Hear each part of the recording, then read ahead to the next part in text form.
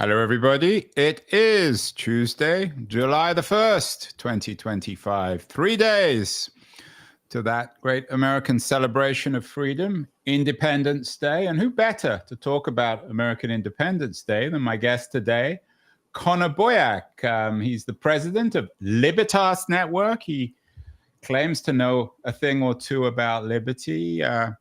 He's also the author of the best-selling children's book series, The Tuttle Twins, and there's a new Tuttle Twins book out, perhaps to celebrate this July 4th, The World's Worst Ideas. I was going to call him Tuttle, but of course he's Connor. Connor is joining us from just south of Salt Lake City. Connor, what are you going to be doing on July 4th? Well, actually, Independence Day in America is really July 2nd. This is something that not a lot of people know. John Adams, when he wrote, hey, we're going to celebrate independence every year, it was July 2nd. That was the year they actually voted on and agreed to the Declaration of Independence. So I like to celebrate Independence Day a little bit early before everybody else. But we'll be doing your typical family barbecue, hanging out with friends in the neighborhood. I'm sure there will be fireworks. Your prototypical American celebration to ring in a new year of supposed independence anyways. You sound a little skeptical. Supposed? I am indeed. I'm quite libertarian, and everywhere I look, there's a lot of reasons to think we're not independent. We threw off the shackles of Britain so long ago, and if those same patriots and founding fathers who were part of constructing a new country could see all the heavy programs and taxes and all the things now, I think they'd have a thing or two to say about it. So grateful for the freedoms we do have, especially in contrast to some other countries. But from my perspective, we got a little more work to do if we want to reclaim that freedom that America once had. Connor, I've been included, I think, on the libertarian radar because I was going to go to Freedom Fest a couple of weeks ago in Palm Springs. In the end, I didn't end up going, but I did talk to some Freedom Fest attendees. Were you there? I was not there. I've been to Freedom Fest every year for 10, 11 years. I did not go this year, though.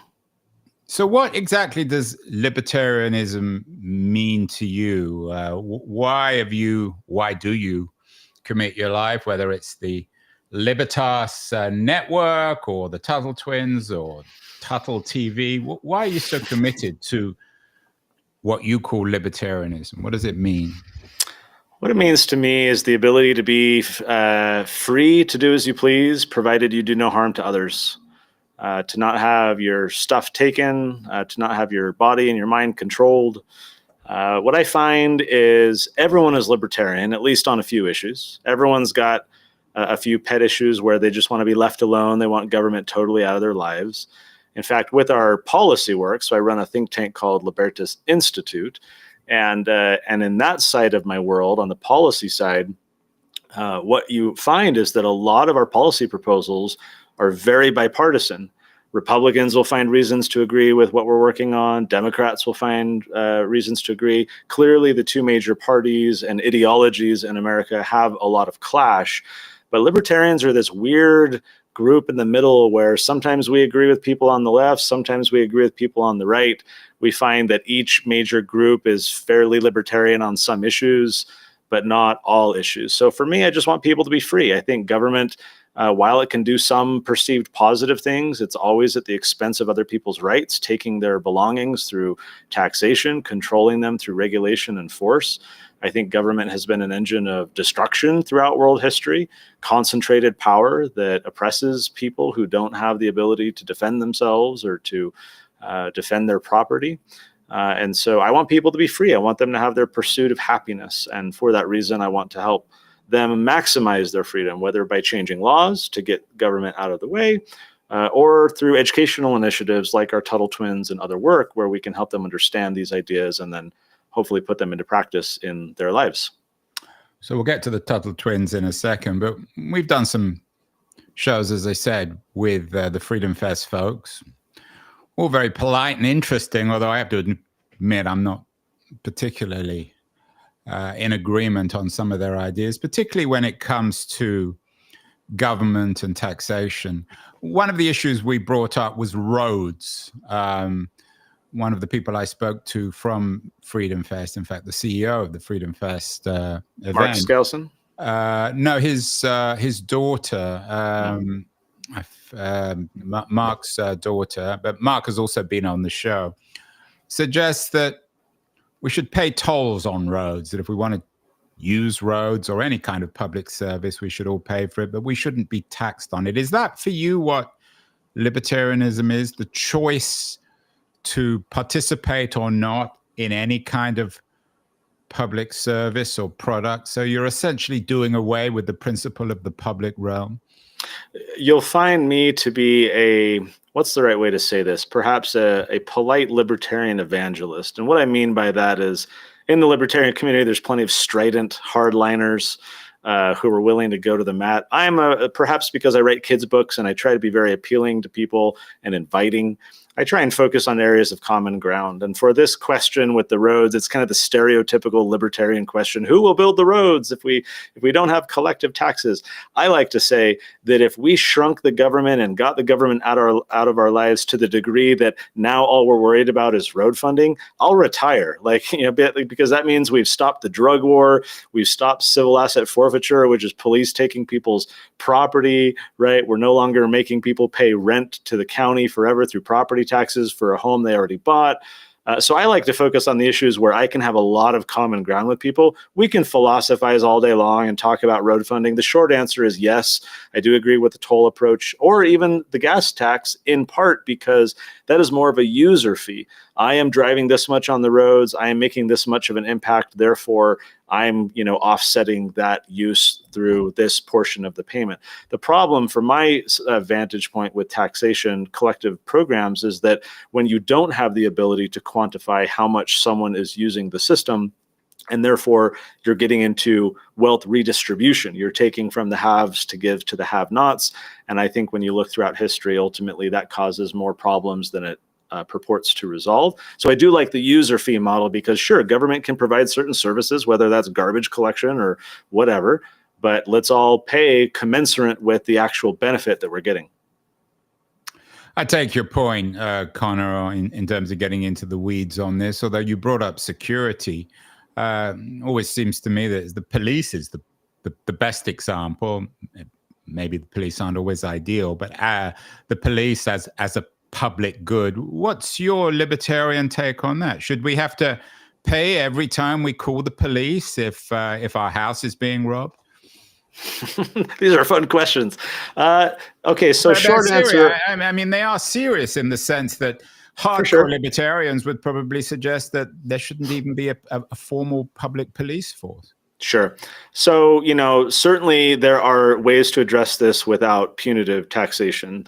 You look at something like HOAs, especially in wealthier communities where they want increased security. So they have banded together, contributed voluntarily by buying into this community. They pool their funds and they hire private security because they know that police, when you have this collective responsibility for a community, it can be very inefficient. When seconds count, police are only minutes away, right? And so some people recognize, well, yeah, we like the concept of security and protection, but doing it through the government creates a lot of inefficiencies. In fact, one of my chief problems with the current structure of how we do policing is that the Supreme Court has consistently ruled that when an individual fails to receive protection from police, there have been a number of cases where maybe a cop will show up, will hear the aggressor inside someone's home, raping someone, killing someone, and for whatever reason, that cop does not enter to try to deter or thwart the crime.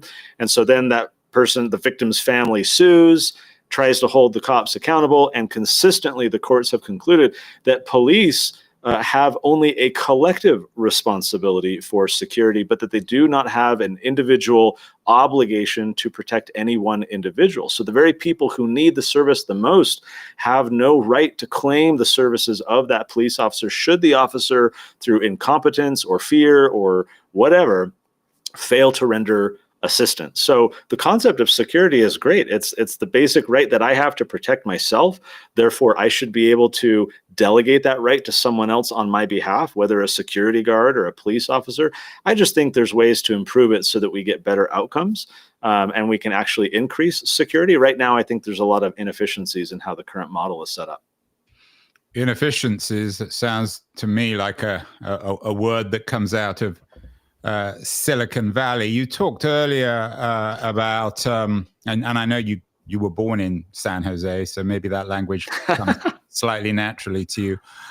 You talked earlier about being opposed to wealth redistribution, but isn't one of the problems, Connor, of libertarianism in practice is that wealthy Silicon Valley libertarians can afford their homes in the middle of the countryside. They can afford private security guards and private water and electricity. And the ultimate consequence of the disappearance of the private realm is actually compounding inequality. Well, I would argue to the contrary in the sense that the poorest among us live better than the kings did a century ago, that the accumulation of wealth and the incentive for individuals to start businesses in the hopes of becoming part of the private elite, they only attain that really through, other than inheritance and cases like that, for the people trying to build wealth and attain that level of society, they do it through value creation.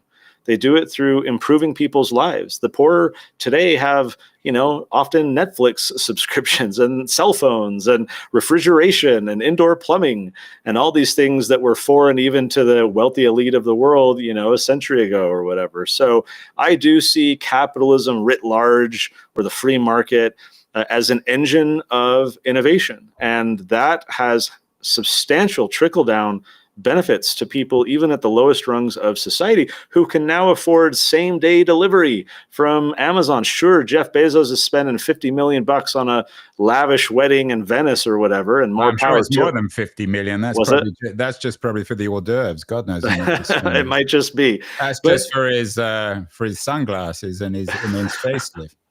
And so, look, someone like that, the money he's spending, it's going to productive purposes. It's employing people for the various companies that he's hiring for various products and services. But again, he attained that wealth by making my life better. I'm just an average guy. I don't have any wealth, but now I live like a wealthy person. I had to order stain for some wood furniture just an hour ago. And I was lamenting the fact that I'd have to go to the store and, go out of my way, take time away from the family. And they had free shipping, right? And that's what folks like Amazon have really innovated and pioneered. It enriches my life. He's created value for me. So I think that's a net positive of our society, that the ability for individuals to accumulate wealth and the incentive to try and build wealth comes at proportional with the value that they're creating for people in society, not just for their wealthy elite buddies, but in fact the people at the lowest rungs of society, whose lives I think are all improved as well. Are you suggesting then, Connor, that you can't be poor in America today? I'm in San Francisco, and there are thousands, tens of thousands of homeless people on the street, and many of them do indeed have cell phones. So when you walk around San Francisco, you see people lying in the street as addicted to their cell phones as people in their own homes. Can one be poor in America in 2025, July 4th, 2025? It's a provocative question. I think certainly the answer is yes. There's a lot of factors here with mental illness and otherwise that the homeless population especially struggle with.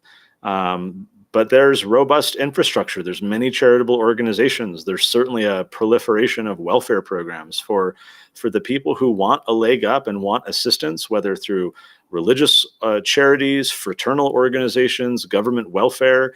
I think it is, either an intentional act or a byproduct of someone's lower agency because of addiction or mental illness, where they're just not able to get out of that rut and avail themselves of the opportunities that exist. But I think there are a substantial number of support systems available that are poor. And how great that is that wealthy people who created value through their businesses have now amassed capital sufficient to donate to homeless shelters, to donate to the food bank, to do these types of things. So I'm bullish on society. I see these as positive things. They're not without their problems. The tech bros in Silicon Valley are not saints.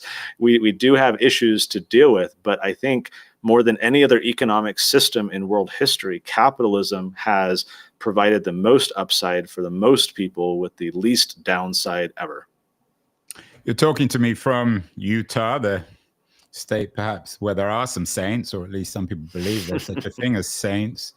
For people who are just listening, Connor has a carefully manicured beard, but nonetheless a beard. Again, Connor, you don't need to tell me, you don't need me to tell you this, but there are really hardcore libertarians who have probably done your movement a disservice. They resist government. Some have been involved in standoffs, violent standoffs with the state, particularly in Utah and other non-industrial or other less industrialized states. Does one have the right, in your view, to resist government? Our country, we're talking on, around Independence Day, was formed by people who vehemently thought that the answer was yes. The Declaration of Independence itself that says that, not for light causes should people do so, but that when remedies fail and there's no other opportunity to solve the problem, then they have the right to abolish the form of government to which they're accustomed and substitute it for new ones. You had the Constitution that came later. The states that decided to accede to the Constitution or agree to that new form of government seceded from the prior form of government under the Articles of Confederation, which they called a perpetual union, never to be abolished. And here they were abolishing that government to create a new one. I think there are a number of reasons to amend and improve the Constitution, to reform government further. Does that mean that we should sanction violence against state actors? That certainly comes with costs, as it did for the Patriots during the founding era. They were basically shooting at military officers and cops.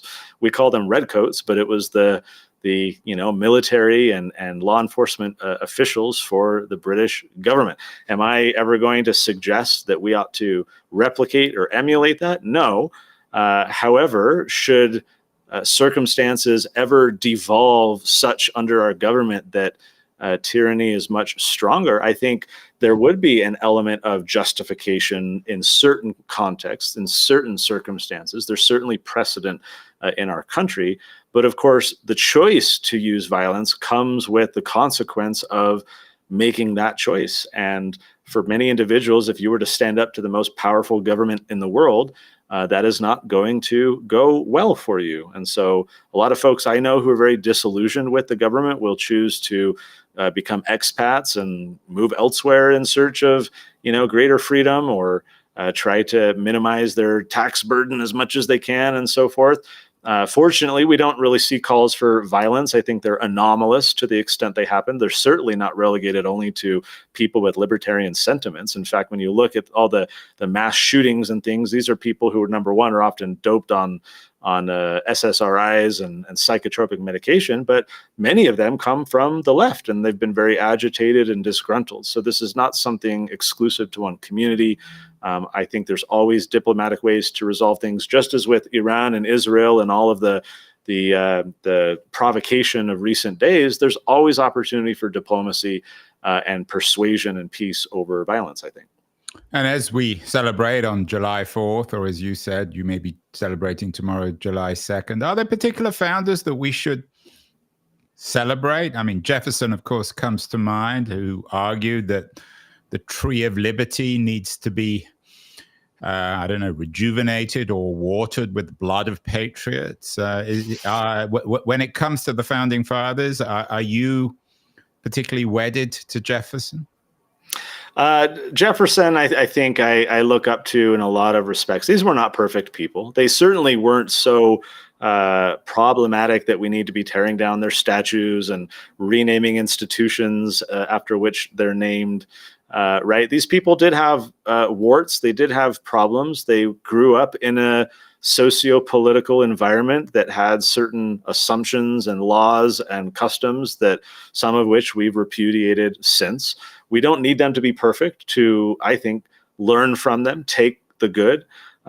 We can build upon that good. So yeah, I think there's a lot to praise about Jefferson. There's a lot to praise about George Washington and relinquishing power. His farewell address is one of the most powerful statements ever made, certainly by the leader of a nation, warning about entangling alliances, warning, about the spirit of partisanship and the destructive nature that comes. He was seeing it in his own cabinet between the likes of Jefferson and Hamilton, who was much more of a centralizing force and a nationalist. So even from someone like Hamilton, who I don't really have much affinity with, there's some amazing things to learn. So my role, especially with the Tuttle twins, is to try and help kids who are learning history extract from these people's lives the positive things that we can learn. What did they do well? Let's also learn some of the things that we may disagree with, but let's praise what was positive. Let's emulate that. Let's figure out what that might look like in our day. So certainly with Jefferson, there's plenty. So too with Madison and Adams and Washington and all the rest. Well, let's get to the Tuttle twins. We've talked libertarianism. As I said at the beginning, you're the author, I think, of 50 books, including the best-selling Tuttle twins, sold millions. Some people might be watching this, Connor, and I'm sure you get this reaction all the time, and thinking to themselves, Connor can write for adults, but why write for children? Aren't children a little too innocent? With the Tuttle twins, are you trying to convert them? Is it a form of libertarian propaganda, perhaps? I love the question. The answer, admittedly, is yes. Tuttle twins, quote me now, is libertarian propaganda. And I use that word intentionally because what is propaganda? Propaganda is just propagating an idea from one person's mind to another. It is persuasion. It is education. Everything is propaganda. Your podcast is propaganda. My podcast is propaganda. I think we need to propagate more ideas. I think we need more conversation in society. And so the reality is that kids, through schools, through social media, traditional media, peers, and otherwise, are being exposed to all kinds of ideas, worldviews, perspectives, assumptions, biases. So why wouldn't parents want to help their children understand what they believe? Parents often do this in a religious context. They'll take their children to, say, Sunday school or illustrated Bible, or other religions have similar things for their children as well. But many parents fail to do the same when it comes to economic and political ideas and truths that those parents value and prize. So our books are simply a resource to help parents introduce their kids to some of these concepts, discuss them together, and talk about how does the world work? How do we feel about this idea? What does this look like for us as a family? So we're about educating the whole family. 52% of the parents who get our books tell us that they are learning new things for the first time. So frankly, this is as much for mom and dad as it is for the kids. And what we're really wanting is to foster family discussion, whether at the dinner table, the grocery store, or in the car running errands. We want families talking about ideas that matter and not, just watching random media and fluffy stories. We want substantive ideas. Kids can understand it. Frankly, they love to learn these ideas. They feel smarter than most adults. They realize that they're learning things that a lot of adults don't even understand. So kids are very drawn to it. And so we're about educating the family. And yes, you can call it propaganda, but I would call textbooks propaganda, and Bluey and Phineas and Ferb and podcasts and all the rest. It's a competition of ideas, and we're simply trying to empower parents to share these types of ideas with their kids in a kid-friendly context. So if everything's propaganda, all texts, all media, all movies, all podcasts, all radio shows, all people, I guess, is traditional children's literature then, in your view, propagandistic? Are the Tuttle twins your pushback against certain kinds of reading that kids have traditionally grown up with? I'd say in certain respects, the answer is yes. Parents increasingly are very concerned about and cautious about traditional media programming for their children that have ideas slipped in there. You wouldn't think when you're watching, Peppa Pig or Pick Your Show on Nickelodeon or PBS Kids that they would be teaching any economic or political or social ideas to your kids other than the very, commonly acceptable things in polite society. And yet what many parents have discovered and object to is the introduction of ideological ideas in otherwise benign content. They feel lied to, they feel deceived, they feel undermined by these programs that are slipping these things in and presenting something different than what was understood to be provided in that show or other form of media. By contrast, we try and be and are very overt.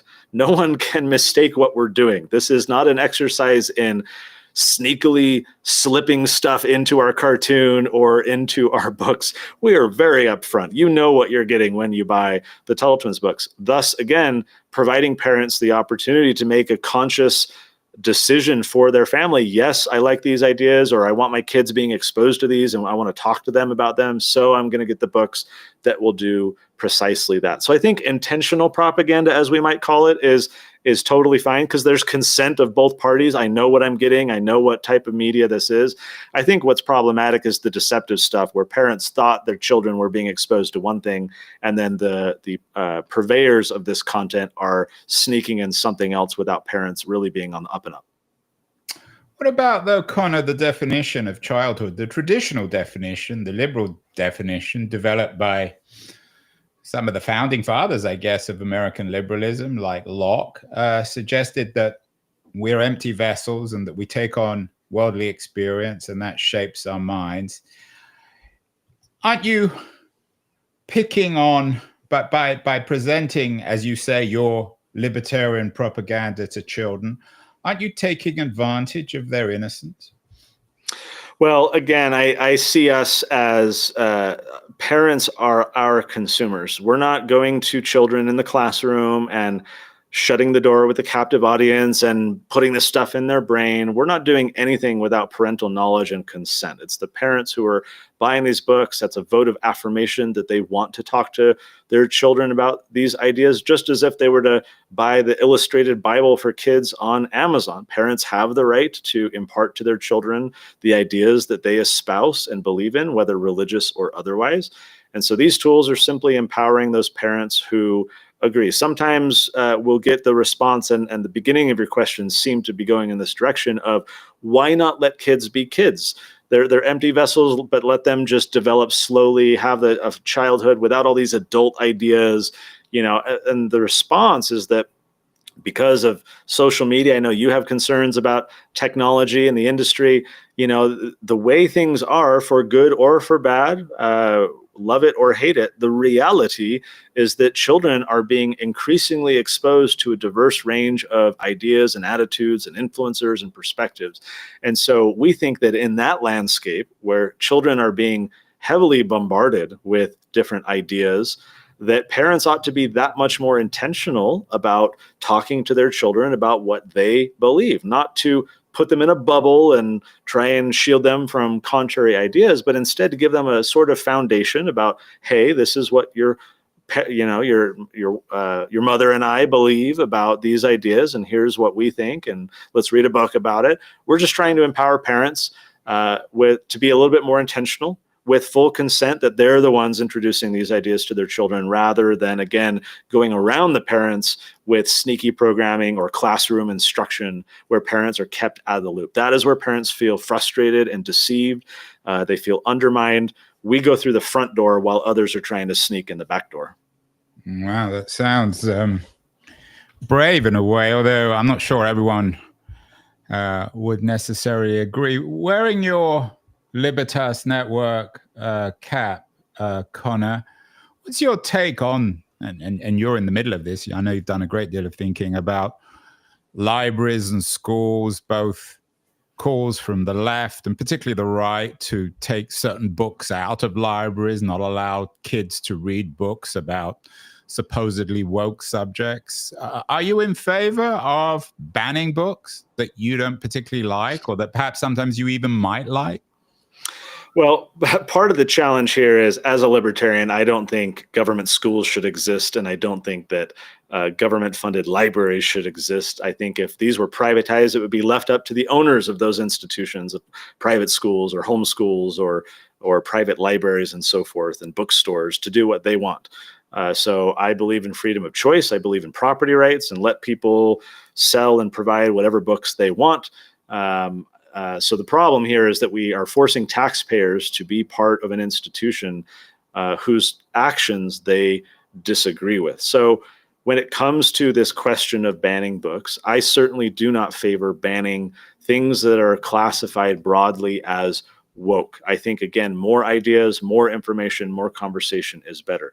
I do object to, and therefore I support banning books that are clearly pornographic, that are exposing children to all kinds of sexual activities and styles and behaviors that I think polling shows the vast majority of parents object to this. That is the inappropriate sexualization of children. So for that subset of ideas, I do think it's appropriate. And that's frankly where most of the consternation comes from, not from broader woke principles, but more from these sexually charged materials where the books will be in the library and then a parent will take it to the school board meeting and try to read a passage and they're shut down and the microphone is turned off. That itself should be a signal that why is it not okay to read in a public forum like that, but it's okay for our children to read. I should point out, we have been the victim of book bans. Just a couple months ago, there was an upstate library in upstate New York that excluded, they had the Tuttle Twins on the shelves. They were pretty popular books. They removed them.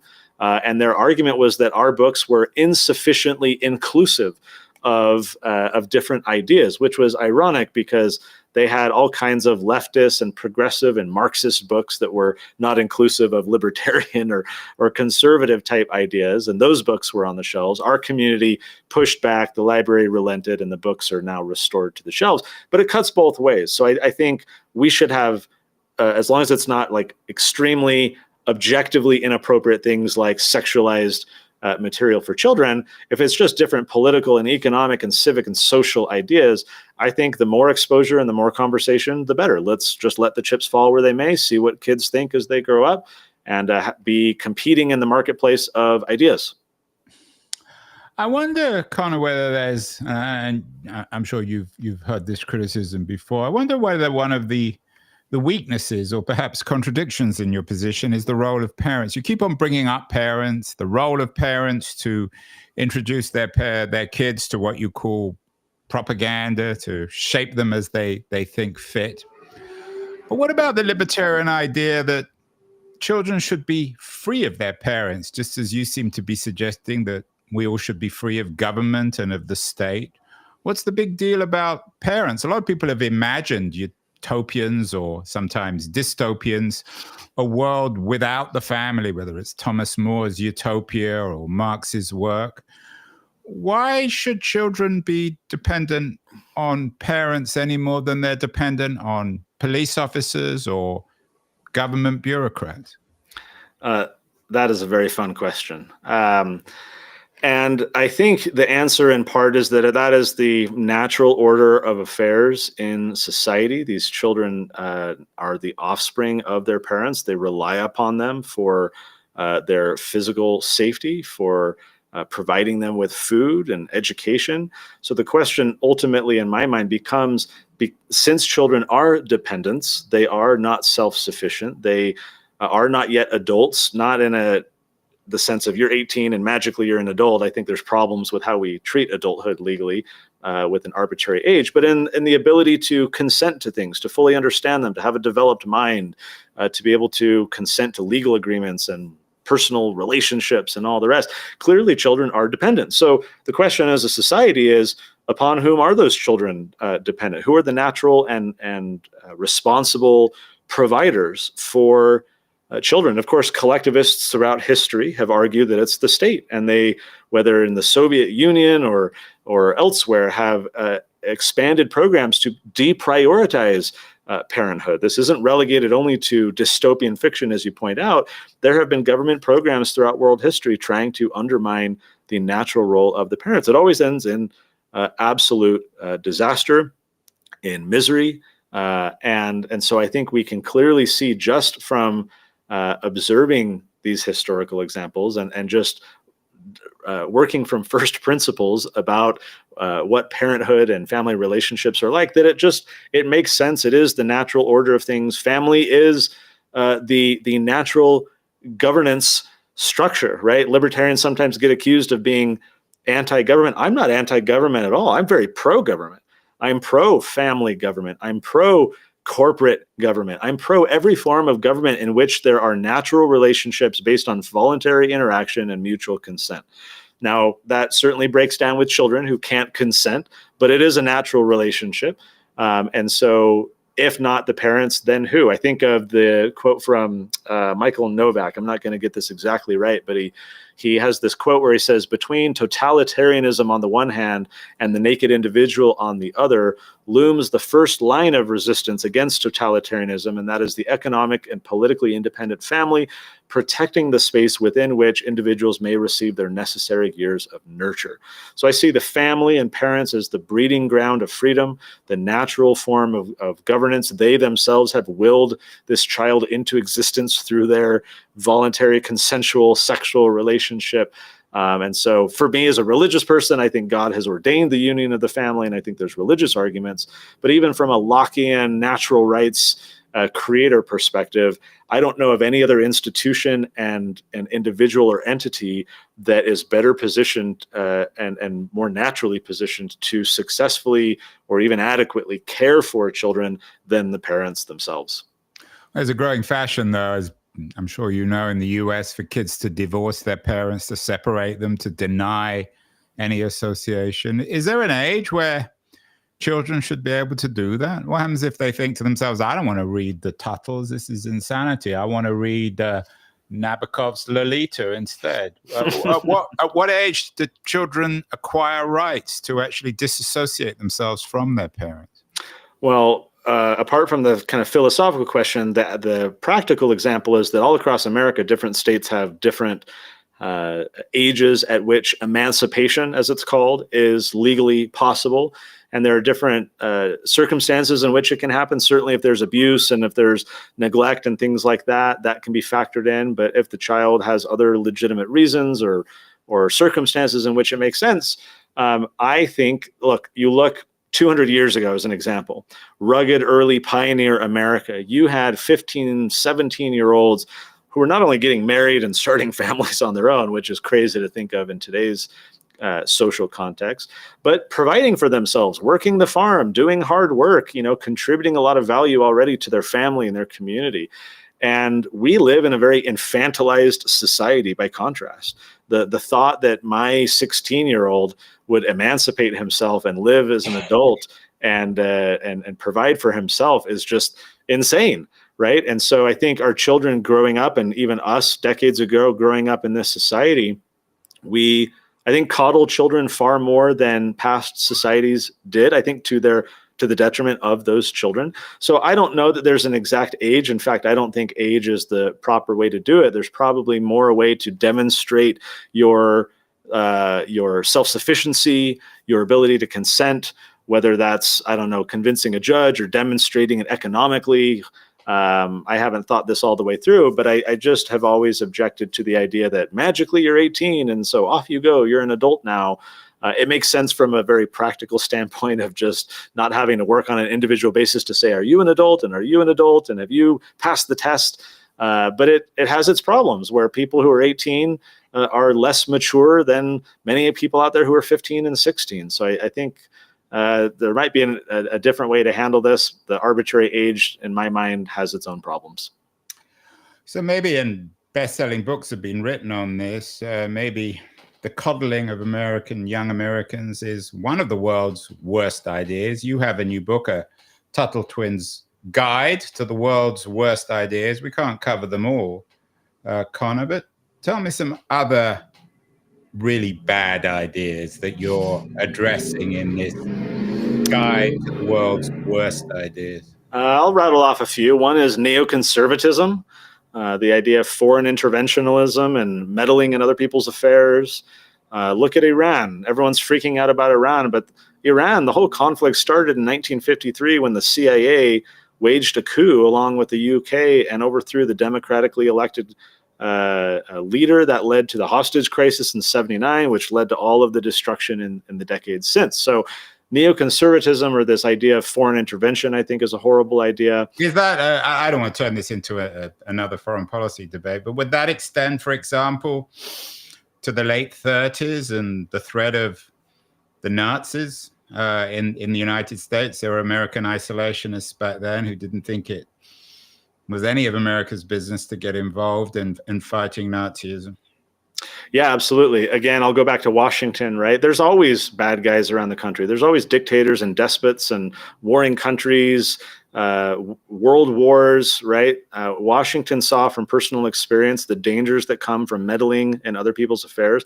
That's not to say that concerned Americans couldn't go volunteer for, say, the UK's military and go contribute to the cause, but to forcibly conscript Americans, to require them to fund the war, things like that. Yes, you're right.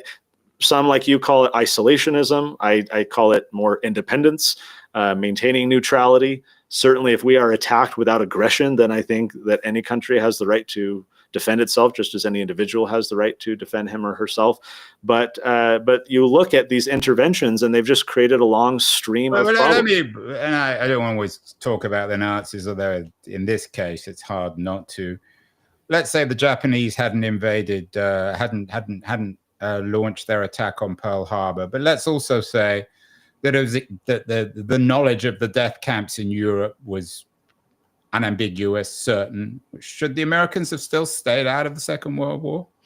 I think the answer is yes. Again, I think that the government's role could have been persuasion. Let's do funding campaigns. Let's voluntarily send provisions over to help. Let's rally people to come to the aid of... I'm not sure provisions would have been very good if people were being killed in death camps in gas ovens. Right, which is why I say individuals who want to go join the fight could have elected to do so voluntarily rather than forcibly conscripting people. There's always going to be an example like this. Something bad is happening. Look at what Saddam Hussein is doing, right? Or look in Yemen and Libya. We are given a parade of examples, some more egregious than others, of despots around the world. And that always becomes the excuse that, well, American is the policeman, and so we should go intervene, do sanctions, send troops, right? Support Ukraine to go fight Russia. It's just a constant state of meddling in other people's business. It creates destruction of millions of lives, displacement of tens of millions, the debasement of the currency because you're inflating the dollar so much by printing new money to afford all of this. I think Washington's words were wise. And despite there always being a reason to engage, there always being a bad guy to go fight, John Quincy Adams had a similar quote, right? We go not abroad in search of monsters to destroy.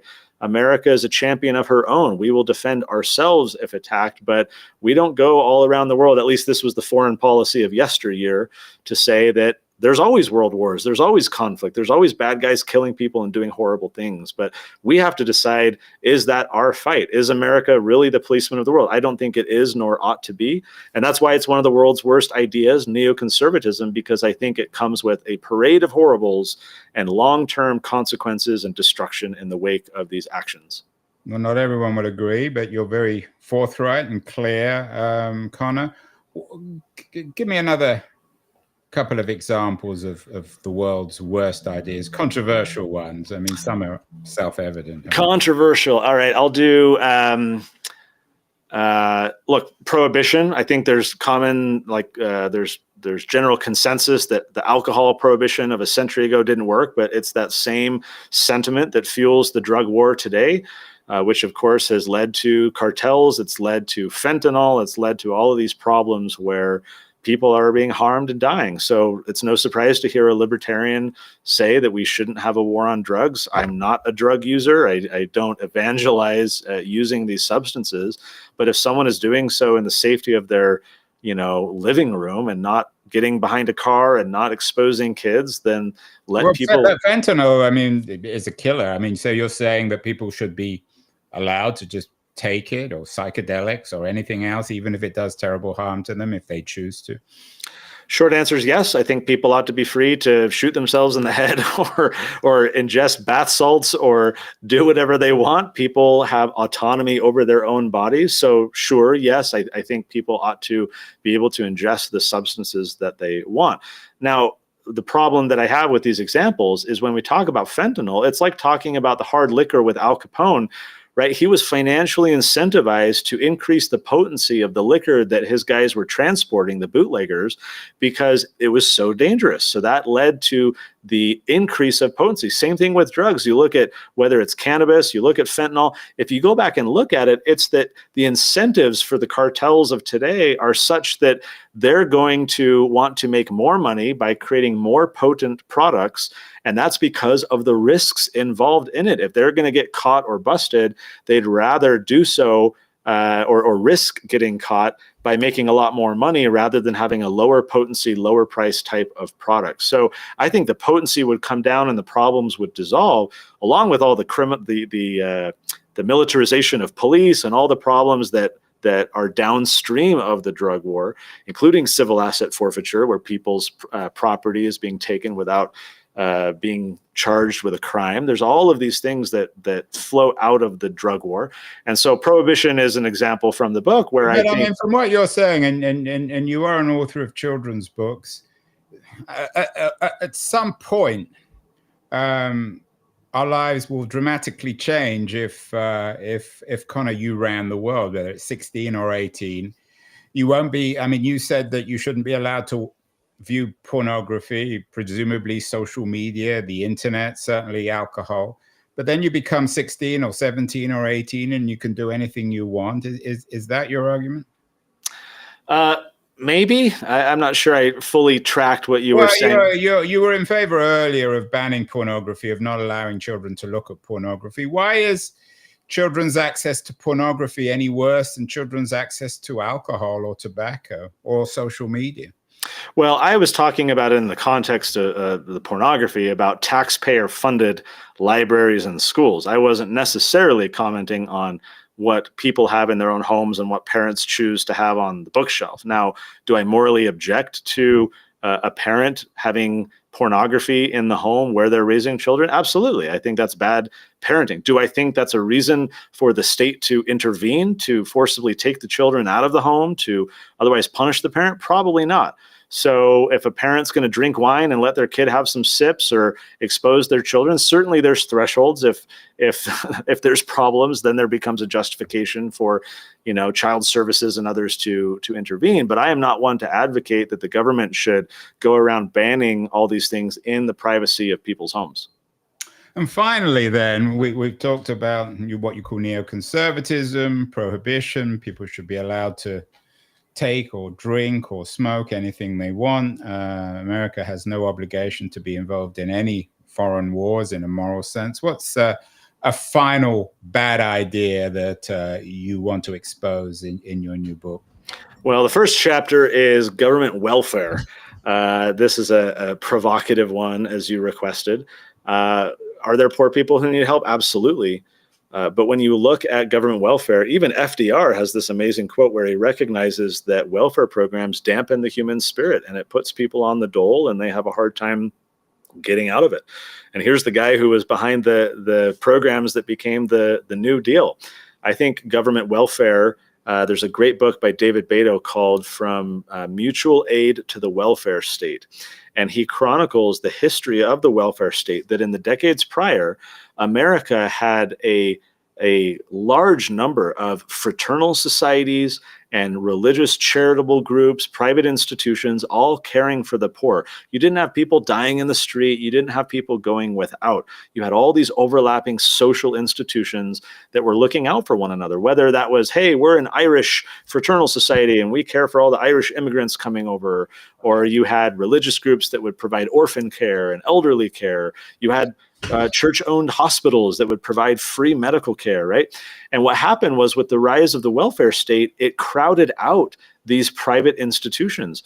The incentives were misaligned. Of course, if I am donating to a fraternal society that helps the poor. Let's say I'm giving them $100 a month, but now I'm being taxed forcibly to fund the welfare state. Why am I going to do the double dip if I'm told that that $100 tax is going to fund the poor? The problem, of course, with the welfare state is you get a bunch of intermediaries, you get corruption, you get waste and inefficiency like you do with any government agency. But all of these private institutions shut down.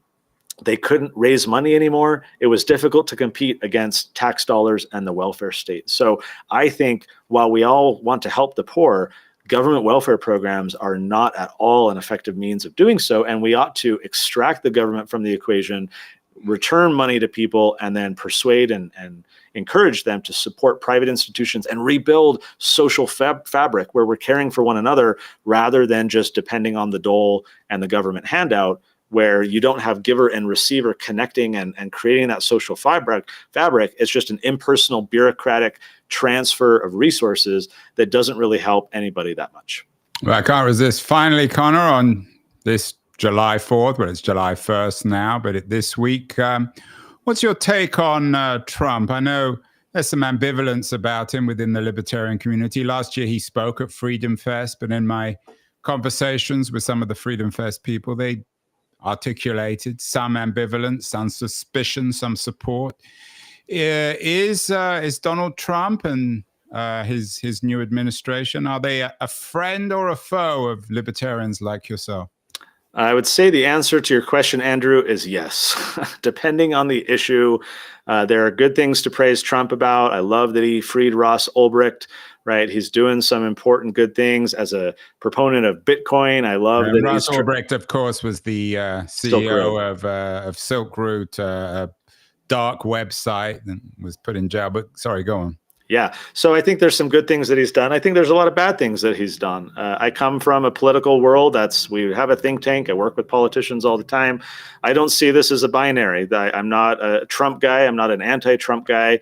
I'm hopeful that he'll do more good things, and I really hope he'll do a lot less bad things. So the jury is out, but I want to cheer on Trump and everybody in office to do better things that better protect our freedom and try and work with them to do so while trying to minimize and mitigate the downside of which there is an abundance when we deal with politicians, especially the President of the United States. Well, there you have it. The Tuttle twins will be celebrating, I'm sure, July 4th, maybe tomorrow, July 2nd as well. Congratulations, Connor Boyack, on your new book. In the series, the Tuttle Twins series, the world's worst ideas, the twins' guide to that.